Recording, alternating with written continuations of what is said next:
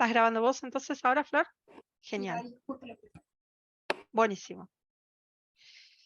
Bien, entonces, vamos a tener distintos tipos de vectores clasificados según la función que van a cumplir dentro de estos procesos biotecnológicos. Vamos a tener vectores de expresión, de integración y otros llamados lanzadera. Este es el nombre que aparece en el libro, es un nombre como muy de latino, ¿cómo se llama? De cuando se dice de neutro, de idioma neutro, de latino neutro. No recuerdo el nombre que se usa, porque hablamos, en general hablamos de vectores después en la práctica, ¿sí? Y separamos, sí, cuando vamos a hablar de vectores de expresión o vectores en general, digamos, pero bueno, básicamente vamos a clasificarlos en de expresión cuando ese vector, o sea, ese plásmido con toda la construcción genética que vamos a armar adentro de esa molécula, la vamos a usar para expresar una proteína, ¿sí? O en algunos casos un ARN. Acuérdense siempre que todos los genes, algunos cumplían su función como ARN, no llegaban nunca a traducirse a proteína. Bueno, en algunos casos lo que nos interesa es el ARN, pero ahí lo que nos interesa es expresarlo. Entonces a esos vectores los vamos a llamar de expresión.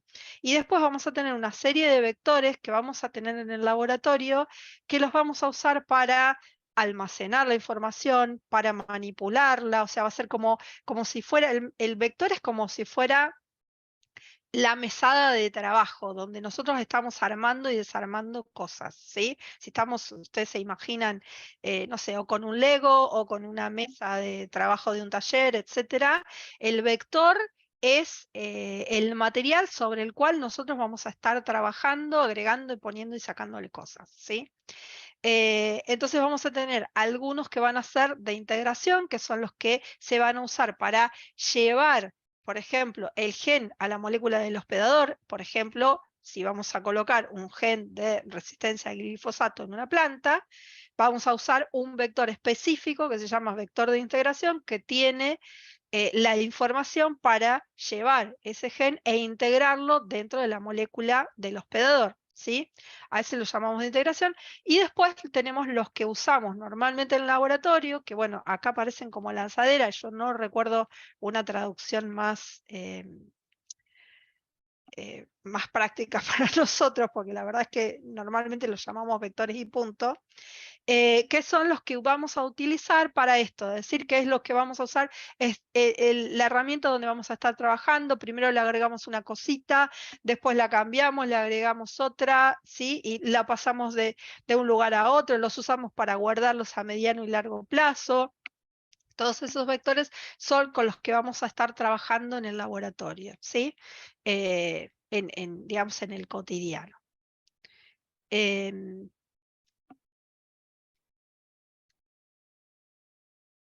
O sea, básicamente la división es funcional, pero también van a tener características diferentes en función de esas funciones que van a cumplir, ¿sí? Luego, a ver, ¿qué otros materiales y herramientas vamos a tener dentro de este trabajo? El cDNA que les nombraba hace un rato, que es un ADN generado a partir de una molécula de ARN. Nosotros en genética no profundizamos demasiado en la estructura de los genes eucariotas que tienen exones e intrones y todo eso, porque, bueno, implica una complejidad y es mucha información muy condensada, entonces ese es uno de los temas en los cuales no profundizamos demasiado, pero sí por ahí mencionamos, y si no lo mencionamos ahora, creo que también algo mencionamos en la unidad de genética de micro, que los genes eucariotas son genes complejos que suelen estar fragmentados en partes, hay regiones codificantes interrumpidas por regiones que no son codificantes y que tienen otro tipo de funciones que pueden ser regulatorias o que pueden implicar que en determinados tejidos o en determinados momentos de la vida de un individuo se expresen las moléculas como armadas con distintas partes de ese gen, ¿sí? Entonces hay ciertos exones que en un determinado contexto no se van a estar expresando y en otro contexto sí, ¿sí? La expresión de un gen, o sea, la proteína final, el producto proteico final de un gen eucariota, no es simplemente tengo la secuencia de ADN de corrido continuado y se traduce todo, sino que esa secuencia de ADN va a estar interrumpida por otras regiones, por otras secuencias.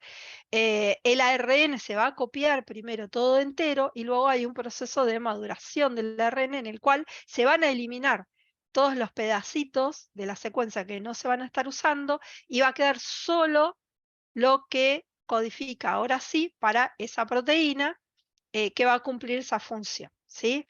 Entonces, cuando nosotros estamos trabajando dentro de un plásmido bacteriano, que es una molécula de ADN relativamente chica, que no soporta que le metamos grandes cantidades de ADN. O sea, siempre el ADN que nosotros vamos a estar metiendo, si vamos a meter un gen o lo que sea, tiene que ser relativamente chico en relación con la molécula. Y la molécula es chica. Entonces no podemos meter los genes eucariotas enteros con toda la información que luego la bacteria no va a poder procesar, porque además tampoco tiene la capacidad de interpretar toda esta información, porque los genes bacterianos no tienen intrones, básicamente. Entonces la bacteria no sabe qué hacer con los intrones y no puede interpretarlos y eliminarlos y madurar en ARN, etc. Entonces se hace todo un proceso de depuración de esas moléculas eucariotas que implica utilizar el ARN ya maduro como molde para generar un ADN básico con lo necesario que se necesita para sintetizar esa cierta proteína, y ese es el ADN que se va a usar en biología molecular. Por eso se lo llama cDNA, ADN. ¿Qué pasó? Perdón. Siguen estando ahí ustedes, ¿no? ¿Sí? Porque Sí, está bien, está bien. Me pasó algo con el Zoom acá, pero... Em, entonces, por eso se lo llama cDNA, que es el ADN copia, ¿sí? O el ADN clonado, que va a ser, digamos, el resultado, o sea, es el gen como lo entendemos al principio, sin entrar en toda esta complejidad, pero que para llegar a esa secuencia depurada necesitamos una serie de pasos y una complejidad que implica sacarle cosas al ADN que no nos van a servir en el proceso y que la bacteria no va a poder interpretar en este proceso. Vanina no se puede conectar. Y a ver si está... Pero Vanina no está... acá yo no la tengo como que estuviera pidiendo entrar. No, yo tampoco. ¿Tiene el enlace? No sé cuál de las dos Vaninas es. No, una de las vaninas dijo que no se conectaba a la clase. Que no puede porque no puede, pero no que está tratando de entrar. Exacto, dijo, no me Ok, conecto. ok. Listo, Sí. listo. Bueno. Bien. Entonces, ¿se entendió el tema del ADN copia? ¿Sí? Que es esta molécula depurada, que es lo que va a tener solo la secuencia de la proteína y la información para el inicio y final de la traducción. Punto, nada más. ¿Sí? Que vendría a ser el gen como lo entendemos cuando no nos ponemos a estudiar toda esta complejidad, pero que para llegar a eso tenemos que pasar por toda esa complejidad y que además lo vamos a generar de un modo sintético. ¿Sí? No es así como existe en la naturaleza. Y a esas moléculas de ADN, cuando se las incorpora dentro de un vector de clonación, es decir, dentro de uno de estos plásmidos diseñados en laboratorio para hacer biotecnología, lo llamamos inserto. ¿Sí? Es la palabra técnica que se usa para decir, bueno, es el pedacito de ADN que yo le estoy poniendo al plásmido que me interesa, o sea, porque todo el plásmido lo estoy generando por diseño, pero todo lo demás es una estructura para contener a esto que me interesa, que es a lo que lo llamo inserto. ¿Sí? A ver, ¿qué más? Entonces, el cDNA es un ADN sintético, bla, bla, bla, es una secuencia que codifica para una proteína de interés, que no contiene intrones, se pueden hacer cDNAs para todo un genoma. O sea, cuando nosotros estamos estudiando, por ejemplo, el genoma de un organismo y lo queremos secuenciar, etcétera, necesitamos, los plásmidos son útiles para contener pedacitos de ADN y poder replicarlos. ¿Qué es lo que nos permite el plásmido? Poder meterlo en una bacteria y que esa bacteria replique ese ADN cada vez que se está dividiendo, ¿sí? Entonces, nosotros le damos de comer a la bacteria y ella nos devuelve ADN, básicamente. Ese es el acuerdo, digamos, el intercambio que hacemos con la bacteria. Yo te alimento y vos me das el ADN que yo quiero, ¿sí? Que es un proceso muchísimo más eficiente que, por ejemplo, replicar todo esto por PCR, digamos, digamos, implicaría otros costos, otro nivel de producción, otro trabajo que tendríamos que estar generando y muchísimo más grado de error en la replicación de esas moléculas, ¿sí? Entonces, la tecnología que nosotros usamos para generar copias a gran escala es metérselas a una bacteria y que la bacteria cada vez que se reproduce genere copias de ese ADN, ¿sí? Entonces, por ejemplo, cuando necesitamos también reproducir grandes cantidades de ADN, por ejemplo, para hacer una secuenciación de un organismo, lo que se hace es agarrar el genoma del organismo, romperlo en pedacitos y meter todos esos pedacitos en plásmidos, y con eso se hace lo que se llama una biblioteca o una library en inglés, que es una biblioteca, de ADN que lo vamos a usar luego para secuenciar, ¿sí? Es otra función. En el caso en el que vamos a hacer un OGM, nos interesa un gen o dos o tres, ¿sí? Y solamente nos vamos a centrar en ese gen o dos o tres. Bueno, y luego a un determinado gen le podemos, aparte, ¿sí? A ese inserto, a ese fragmento que vamos a insertar dentro de un plásmido, le podemos hacer otro tipo de modificaciones, como por ejemplo fusionar dos mitades de dos proteínas diferentes para generar una proteína nueva diseñada por nosotros, ¿sí? Que es una quimera, le llamamos quimera, porque viene, digamos, tiene dos orígenes diferentes y vamos a generar una proteína con dos orígenes diferentes. Bien. Otra herramienta fundamental en biotecnología, ¿sí? Son las enzimas de restricción y también las ligasas. Las de restricción son las que se encargan de cortar ácidos nucleicos, ¿sí? Se van a encargar de, básicamente, ADN, ¿sí? Llamamos nucleasas a las enzimas que degradan ácidos nucleicos en general, y las enzimas de restricción son un tipo particular de nucleasa que lo que hace es cortar el ADN adentro de la molécula. O sea, no es que lo degrada desde los extremos hacia... Ay, ustedes no me están viendo, yo estoy hablando y ustedes no me están viendo. Y yo gesticulo, recién me doy cuenta. Ahora acá, hola. Bueno, mírenme un cachito a mí. O sea, ¿sí? Que pensé que solo yo no te estaba viendo. No, yo no me había dado cuenta que tenía la cámara apagada. Entonces, tenemos dos tipos de nucleasas, ¿sí? Algunas que van a generar desde los extremos hacia adentro, van a ir degradando las moléculas de ADN, esas para este propósito no nos sirven, y otras que van a cortar las moléculas dentro, ¿sí? En pedacitos, las moléculas van a generar fragmentos. Y la particularidad que tienen estas enzimas de restricción es que cortan la molécula de ADN en secuencias específicas. No es que van a cortar en cualquier parte, sino que reconocen una secuencia específica y cortan en esa secuencia. Y eso, para la biología molecular, es re útil, porque entonces nosotros, supongan que queremos poner un gen adentro de un plásmido, pero después lo vamos a querer sacar, le podemos poner a cada lado del gen una secuencia que sea reconocida por una enzima de restricción, y nosotros sabemos que va a ir y va a cortar ahí, va a cortar los extremos del gen y no lo va a cortar en el medio ni va a cortar otras partes que a nosotros no nos interesan, ¿sí? Entonces son moléculas recontra útiles, son unas enzimas recontra útiles, fundamentales, digamos, y son basales en lo que es la ingeniería genética. Prácticamente no hay ingeniería genética sin estas enzimas, ¿sí? Son las que van a permitir cortar y cortar en regiones específicas. Hay un montón de enzimas de restricción distintas que reconocen distintos tipos de secuencias. Y la característica que tienen es que en general reconocen regiones que se las llama palindrómicas, ¿sí? Palíndrome básicamente es como Capicúa, ¿sí? Es una cosa que empieza y termina de la misma manera.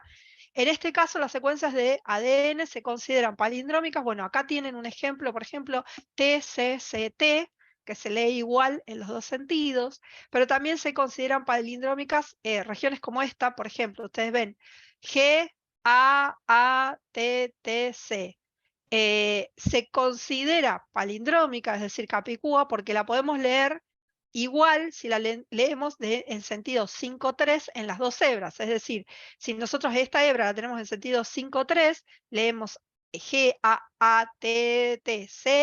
Esta otra la tenemos acá, el sentido 5-3 va de acá para allá, ¿sí? Entonces, si la leemos en sentido 5-3, otra vez tenemos GAATTC, ¿sí? Entonces, las enzimas de restricción, acá en esta parte tienen una tablita donde, bueno, hay ejemplos de enzimas de restricción, existen muchísimas más, ¿sí? Algunas están sacadas directamente de, de microorganismos, sobre todo bacterias, y algunas luego se pueden también modificar y generar nuevas enzimas de restricción, ¿sí? Pero solo con las que ya tenemos de bacterias, tenemos un montón de posibilidades. Y la otra característica es que pueden o bien generar cortes romos, se lo llama, o abruptos, ¿sí? Es decir, cortan las dos hebras exactamente en el mismo lugar y nos va a quedar, digamos, ¿qué es lo que nos imaginaríamos a priori? La molécula de ADN cortada así, truc, ¿sí? Como si la cortáramos a cuchillo. Y después la otra, que en realidad son la mayoría de las enzimas, ¿sí? Que van a cortar la hebra de ADN de modo tal que se genera como un corte escalonado, ¿sí? Entonces, y que justamente tiene que ver con que la secuencia es palindrómica, pero no es que vamos a leer G otra vez, sino que se lee en una de las hebras en un sentido y en la otra hebra en el otro sentido, ¿sí? Entonces, en las dos hebras, por ejemplo, en este ejemplo que tienen acá, se corta entre la G y la A, ¿sí? Pero eso va a generar un escaloncito, y es ese escaloncito que genera una hebra que no está apareada con su complementaria, va a tender a aparearse con complementarias, ¿sí? Entonces se generan esos extremos que se llaman extremos cohesivos o pegajosos, donde nosotros podemos hacer un corte con esa enzima en una molécula y con esa misma enzima en otra molécula, y después cuando las ponemos juntas van a tender a encontrarse esos dos pedacitos y aparearse, ¿sí? Y luego otro tipo de enzimas van a generar las uniones finales acá donde están los cortes dentro de lo que son las hebras de ADN. Para eso van a estar funcionando las ligasas, digamos que son las que pegan, ¿sí? La plasticola. Tenemos tejera y plasticola. Bien, entonces, seguimos con las herramientas.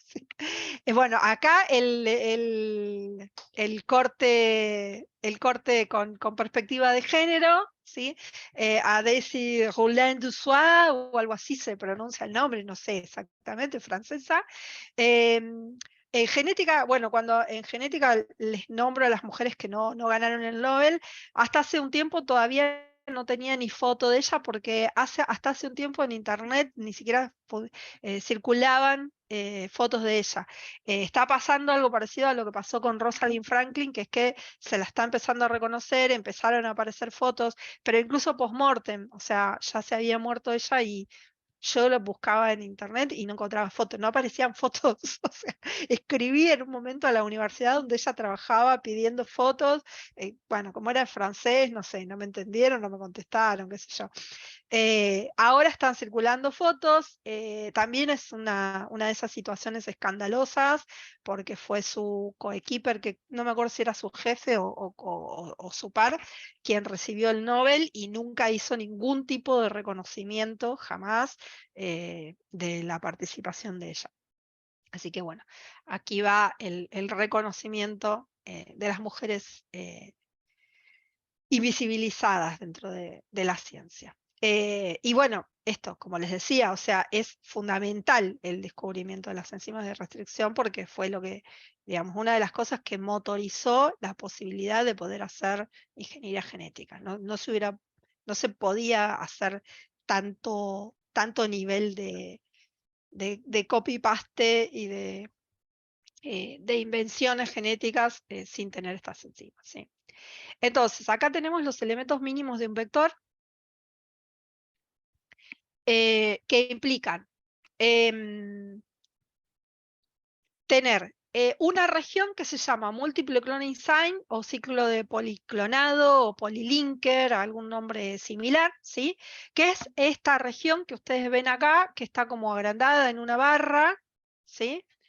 Y que si identificaron los nombres de las enzimas de restricción que veníamos viendo en la tabla, son todos nombres de enzimas de restricción. Entonces es una región que va a tener un montón de sitios para distintas enzimas de restricción que nos va a permitir ir haciendo cortes y armando en función de las necesidades que nosotros tengamos, de la cantidad de cortes que tengamos, de las enzimas que tengamos disponibles en nuestro laboratorio y de una serie de cuestiones más de toma de decisiones y de diseño de estos vectores. Digamos, poder contar con distintas posibilidades de cortar en esa región para poder abrir el plásmido y meter ahí adentro el inserto, que es la molécula que a nosotros nos interesa, ¿sí? Entonces, ese sería el múltiple cloning site, múltiple cloning site es la palabra que más, la expresión que más usamos, pero también lo pueden encontrar como polylinker.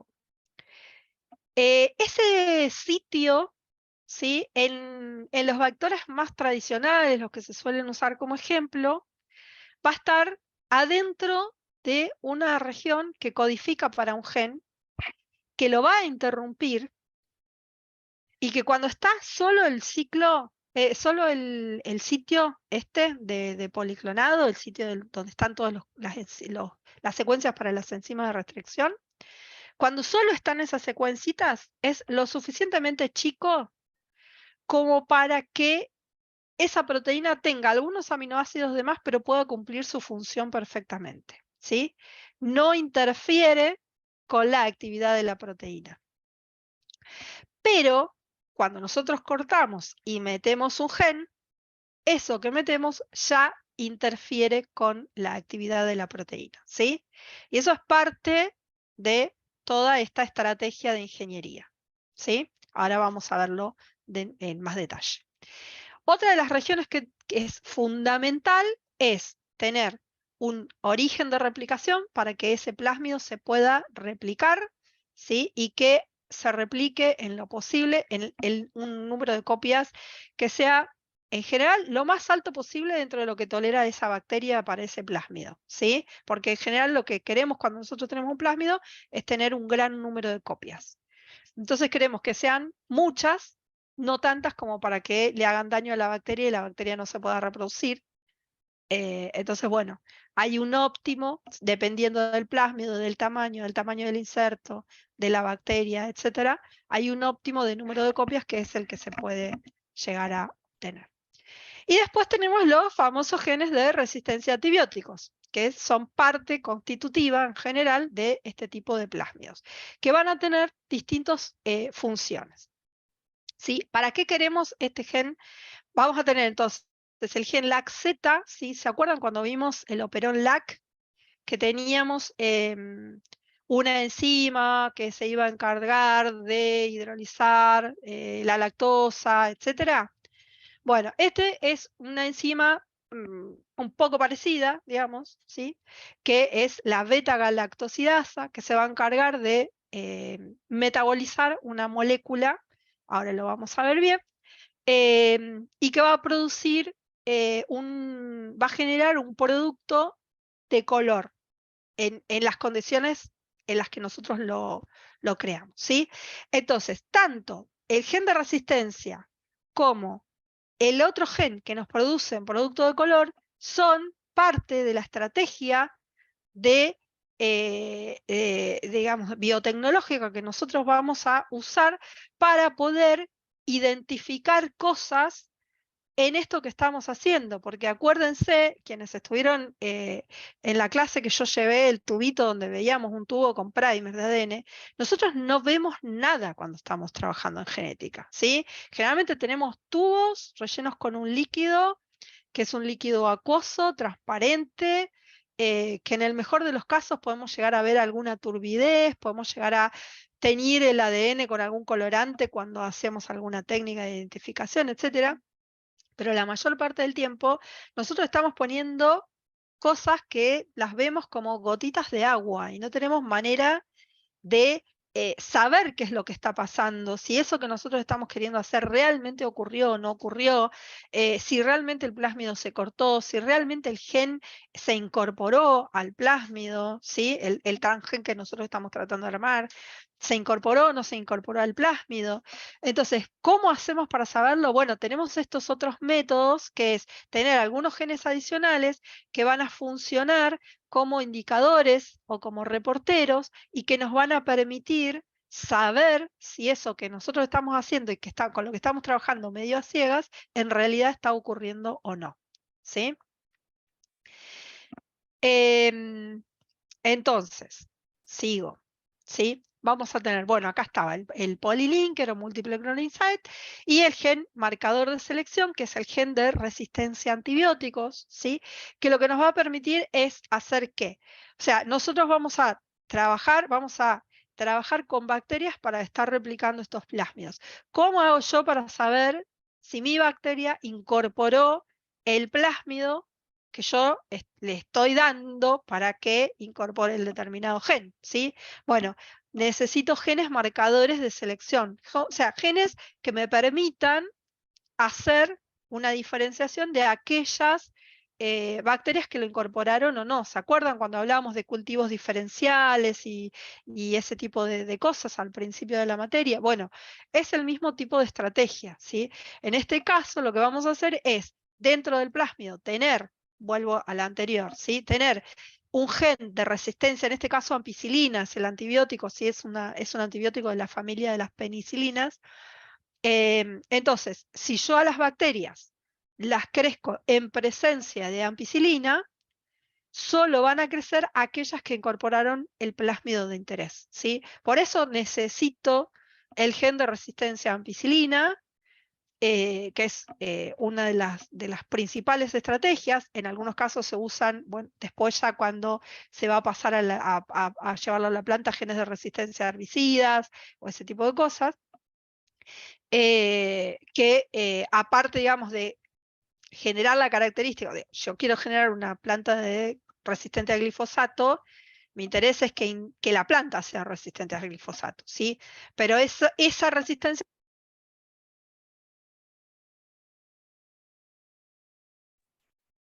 Nati, no te escucho más, no sé si los demás te escuchan. No, yo tampoco escucho. No escucho. ¿Ahí me escuchan? Ahora sí. Me quedé sin batería. Bien, a ver si yo los escucho a ustedes. Entonces, si yo quiero generar una planta resistente al glifosato, a mí me interesa que la planta sea resistente al glifosato, pero esa resistencia también la puedo usar como estrategia para seleccionar a las bacterias que incorporaron el plásmido, bla, bla, bla, bla, bla. ¿Se entiende? Pero en este primer paso, digamos, yo necesito algo que sea aparte del gen al que voy a incorporar. Entonces necesito el gen de resistencia a ampicilina, porque a lo mejor el otro gen con el que estoy trabajando no es un gen de resistencia a nada, es un gen X, no sé, para producir insulina, por ejemplo, ¿no? Pensemos en la estrategia de los organismos que se usan para producir un fármaco. Si yo lo que quiero es producir insulina, bueno, ¿cómo aíslo primero a las bacterias que incorporaron ese plásmido? Creciéndolas en un medio con ampicilina, ¿sí? Entonces, para eso necesito el gen de resistencia a ampicilina, para poder seleccionar a aquellas que incorporaron la característica de las que no la incorporaron. ¿Se entiende?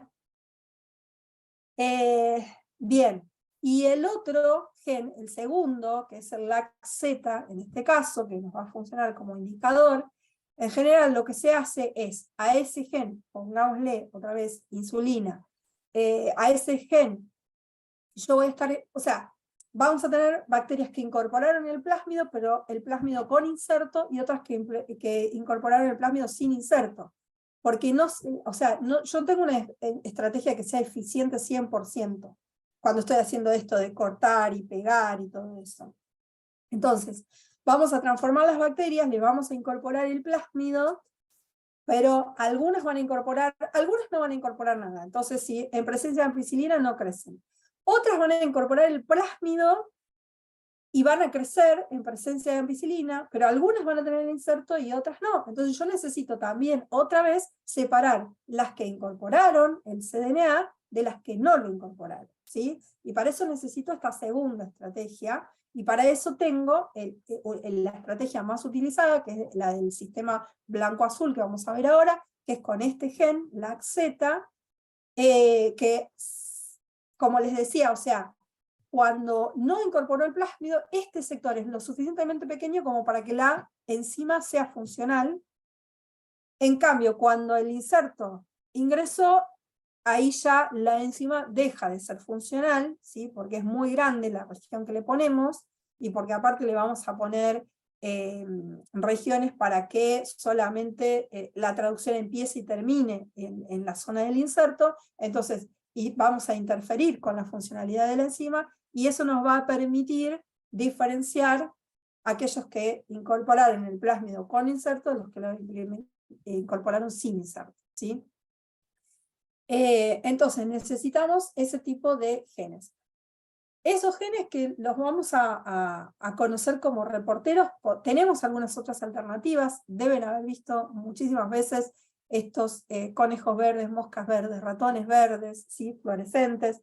La GFP, Green Fluorescent Protein, es una proteína fluorescente de una medusa, que se usa mucho en laboratorio, ¿sí? Y después tenemos también la luciferasa, que es otro tipo de proteína, digamos, reportera visualmente útil, que genera bioluminiscencia, digamos, que es la que viene de las luciérnagas, ¿sí? Son dos estrategias distintas. Fluorescencia implica que vamos a tener que digamos, utilizar algún tipo de iluminación con una onda particular, generalmente rayos UV o algún tipo de onda particular. En el caso de la bioluminiscencia lo vamos a poder ver a ojo desnudo, pero bueno, estas estrategias no siempre son prácticas para trabajar en laboratorio, y la estrategia más común y más digamos, habitual, más sencilla, más barata, que no requiere ningún tipo de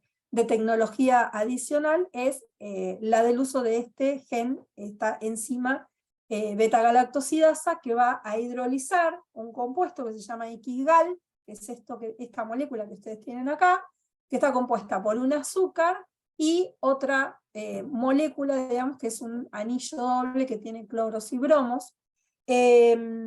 Entonces, la beta-galactosidasa, que está ilustrada acá, digamos, representada, lo que va a hacer es hidrolizar estas dos partes de la molécula para generar galactosa por un lado, y por otro lado, este otro compuesto que se llama, acá, este otro compuesto que se llama 5-bromo-4-clorohidroxindol, ¿sí? Y que además, eso después se oxida y genera un compuesto de color azul. Entonces, lo que vamos a tener cuando crecemos esas bacterias transformadas con estos plásmidos en una placa con medio de cultivo suplementado con el antibiótico para el cual tenemos el gen de resistencia, vamos a tener crecimiento de dos tipos de colonias.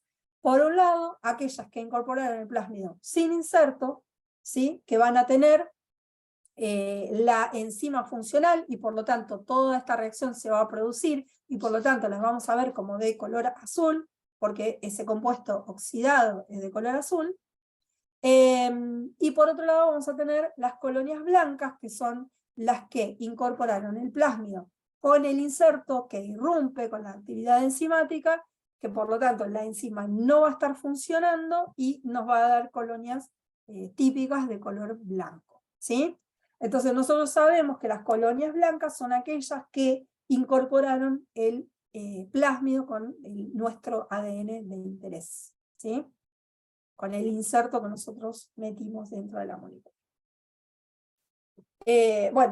Muchos, este sistema es conocido como sistema blanco-azul, acá tienen un poquito entonces la esquematización de lo que pasa cuando tenemos el plásmido, cuando tenemos el gen de resistencia a ampicilina y el gen de la beta-galactosidasa, el ADN foráneo que nosotros vamos a agregar, y cómo ese ADN foráneo interrumpe el gen de la beta-galactosidasa, dando los 3 tipos de resultados posibles, ¿sí? No crecimiento, crecimiento de blancas y crecimiento de azules, que en realidad acá están separados, pero lo que pasa es más parecido a la realidad, es, digamos, como lo ven en esta placa, donde vamos a tener crecimiento de los 2 tipos de colonias en una misma placa. Bueno, eso es el sistema colorimétrico más usado normalmente de rutina en los laboratorios, ¿sí? Y bueno, después acá hay algunas alternativas que las vamos a pasar para que no se nos haga tan larga la clase, pero que implican la incorporación de algún gen de letalidad adicional que va a hacer que, digamos, en realidad lo que se hace es reemplazar el gen de letalidad. Entonces,